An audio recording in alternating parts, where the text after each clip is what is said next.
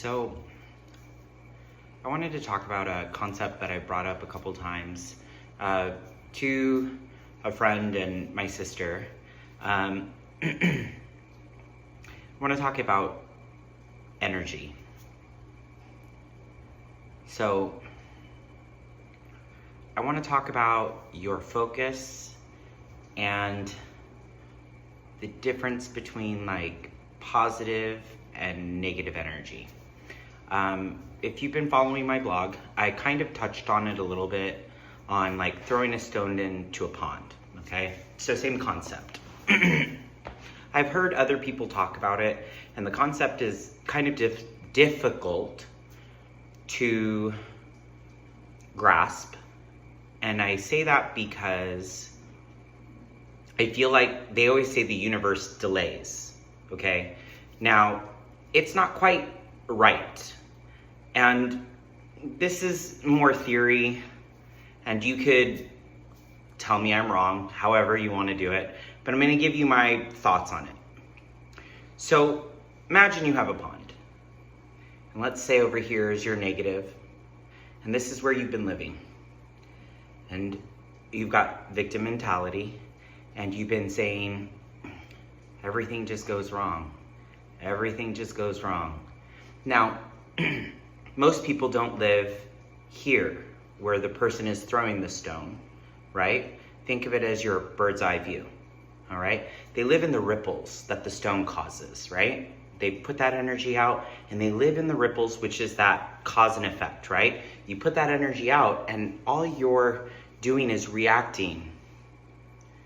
You're reacting to all of that energy coming back at you, and you've lived in it so long, you're just wondering, how did you get here? You know, and then you get a YouTube that comes up on your algorithm and you're like, I'm gonna try being positive. Now let's think positive. You do a positive action. Maybe you do a couple because nothing's happened, right? But the energy you already put out is negative over here, and you're still getting ripples, right? And that's that it takes the universe some time, right, to react. There's that delay, right? But really, it's not a delay. What it is you've put your energy out. You've been living in this energy for so long that once you start putting this energy over here, your ripples are clashing. You understand? Now, when you think like that, the last stone you threw that was negative, you just gotta wait until those ripples go all the way, right? Now, I mean, it's life. You can't stop life. You can't wait until those ripples are done. Unfortunately, that's not how energy exchange works, right? It's like a currency. It's constant exchange. You stopping your exchange doesn't stop that energy from coming back to you. Ooh. Sorry, cricket. Anyways, so my point is this. You gotta keep throwing those stones, right, into the positive area of your pond. And you gotta wait until your negative ripples are done for you to start, well, not start, because you're gonna get a mix of positive and good, right? But eventually, you're gonna start getting positive. And as you keep doing that, those ripples are gonna get bigger. So positive return will keep coming to you. And then those waves or those ripples will get bigger. Now, what I also talked about in that blog post, I said, take your perspective back. So detach from those emotions. So if you can detach from those emotions, you can live through that negative part. You can live through the clashing while you're changing your energy, right?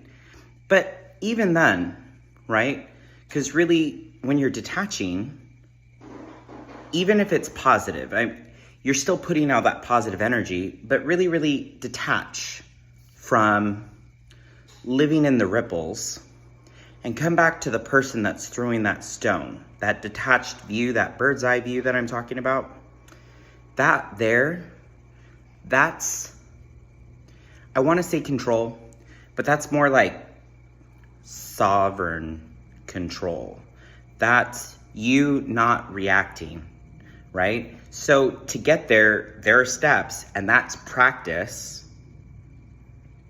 but it's possible. And you got to do that work. And when I say that work, I mean that inner work for you to like get back to that bird's eye view, to be able to detach from those emotions, to be able to take yourself out of reaction, out of fight or flight, right? Ways to do that, by the way, ways to sort of like I want to say hijack, but maybe like a hack until you learn to control it better would be, those are my dogs. Ways to do that would be like humming. So typically your vagus nerve, it goes across your body.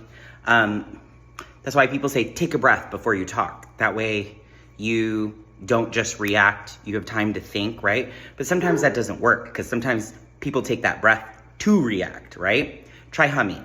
Humming will disrupt that. I learned that actually from my husband, hopefully soon, ex-husband. But he read this book, somebody's home. But anyways, humming disrupts that and it takes you out of fight or flight, okay? I gotta go. All right. Follow my blog or comment here. All right, thanks.